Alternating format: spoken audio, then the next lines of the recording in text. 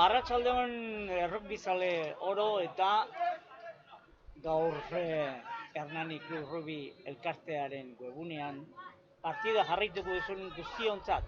Arratsaldeon lantalde osoren izenean eta gaur hemen Landare Toki Rugby zelaian baliteke aurtengo 2021 bateko Espainiako ohorezko B mailako Industrikren rotulazioan aditua. Pello Perez baloia eskuinera zabaldu du, alboko sake irabazi ondoren, eta orain ezkerretara Mikel Perez baloia jaso, ezkerrera izugarrizko korrikaldia eta partidako lehen segua izango da. Hain zuzen ere, horixe da gertatu dena, Anartze Elosegik egin duen segua. Otaegi Mikel Perez eta Kepa Mijangos aritu ziren, behatzi zenbakiarekin uztartze erdia Santiago Muñoz, 10ekin Iker Carbajo, hala ere, eutxiko digu pixka batek jokoari, ensaio egiteko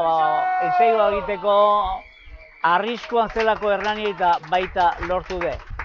Ostikada luzea eren ostean, Hernanik 33 eta 22 irabazizion Gaztediri, eta gaur azken jardunaldian dugu hemen Landare Rugby zelaian ikusgai. Erasoan diardu Ourensek, baina litekena da Hernanik lapurtza baloia, uztartze ireki horretan, ez, Ourensek jarraitzen du, ezkerretara, ezkerreko alboko marraren ondoan, 5 metrora, eta jarraitzen dute, baloia eskuetan dutela, Ourense taldekoek. Bigarren erdia sartu nahi du, baina ongi geratu dute, ongi blokatu dute, hala ere, ezkerrera eskura jokatuko dute, eta jokaldi ona egin dute, eta baiten segoa ere 3. lerroko 6ak.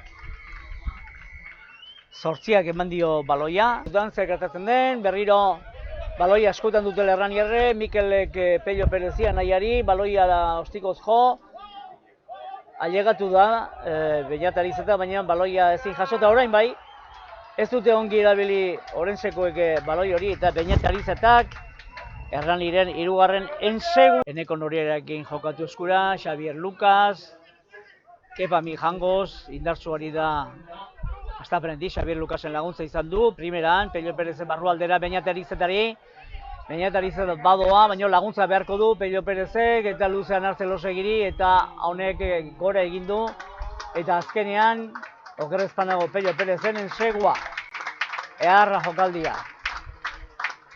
Pello Perezen ensegua berroan, 11arekin Santiago Alonso, eta eskuine galean 14ekin Alejandro Martínez.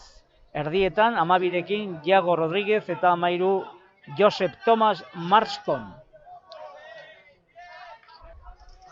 Jarraituko dugu pixka jokua, izan ere Hernani erasoan diardu. Hernanik Ourenseren ensego lerrotik 18 metrora, Eneko Noriega baloia jaso du, defentsa ona egin du, baloiari utzi dio, naiz eta Ourenseren defentsa zorrotza eta gogorra izan, 20 metroko lerroraino bidali dute. Pello Perezek ostikoz erasoan, ea jasotzen duen Beñatarizeta jaso du eta ensegua! Eta ensegua! Beñatarizeta gaur, baina 3. du, 3. du, eta Ruben Sueirok jarriko du baloia jokoan. Lau zenbakian, berez 2. lerrokoa da. Baloia bereganatu dute. Hain justu ere Oskar Santurunik ongi eutsi dio baloiari, uztartze irekia. Jokoan jarri du David Riberok, eta orain Hernanien defentsa zorrotza, gogorra, baita baloia lapurtu ere, uztartze irekia eta eskuinera jokatzeko aukera. Santiago Muñozek, Pello Perezi, eta eskuinera erabat bikai jokatuz, okerrezpanago, Oier Laskurein zela iratu da, eta berak lortu du baloia. Orain ezkerretara, hemen dago zain David Pelaz, alboko marraren pare-parean. Ea iristen zaion baloia, ez, eskuinera jokatuko du Santiago Muñozek, Pello Perez, Anartze Elosegik tartekatu da, eta enseio parta bere 2. gaur Anartze Elosegik. 45. ingeles italiar bat ere badute, Ourensekoek, Marston Josbe Thomas jokatzen ari dena. Beraz, momentuz behintzat, galiziarrak edo espainolak ez diren, 3 jokalari baditu.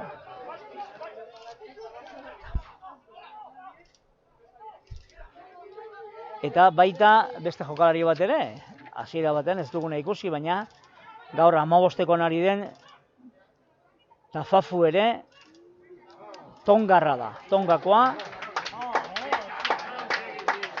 Eta gu adierazten ari ginen bitartean ze jokalari dituzten atzerritarrak, Hernan Ourenseko bigarren lerroko ze garaiera duen.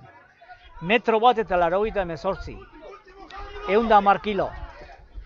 1,88 m, Ieia 2 metroko garaiera Santorum jokalaria, 5 zenbakiak, eta orain Errania irasoan, bikain, eta azkenean Gorrotxategiren ensegua, ostikada bikaina eman du Franco Di Filippok, erasoko ostik. Hori da, bere taldeko bigarren postuan amaituko du, baina sailkapen orokorreko 5. postuan ere amaitu dezake. Beraz,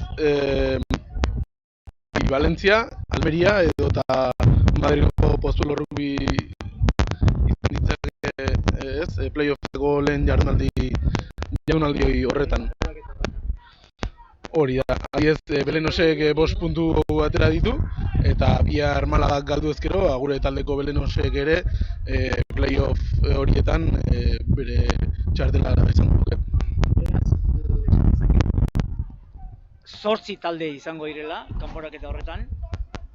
8 talde lehen esan dugun bezala, eta ez dela izango nolabait puntuengatik sailkatuta, baizik eta 8 horiek izan daitekela bat 7. sailkatua, baina puntu gehiago edo gutxiagorekin, eta nolabaiteko 8ko sailkapen bat osatuko.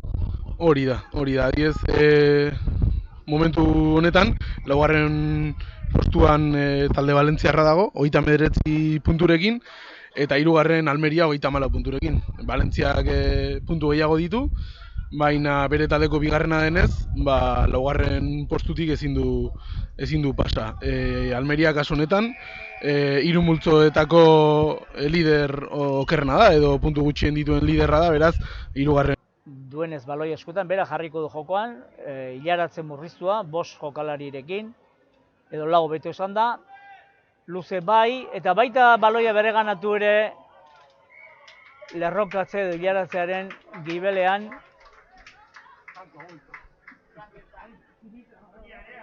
Bada, hemen jokatu bero balimo dute partida, urrengo kanporaketako partida, urrengo arte.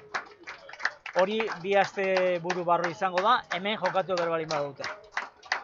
Eta aurreratuko dugu, gure partetik, lantalde osoren partetik,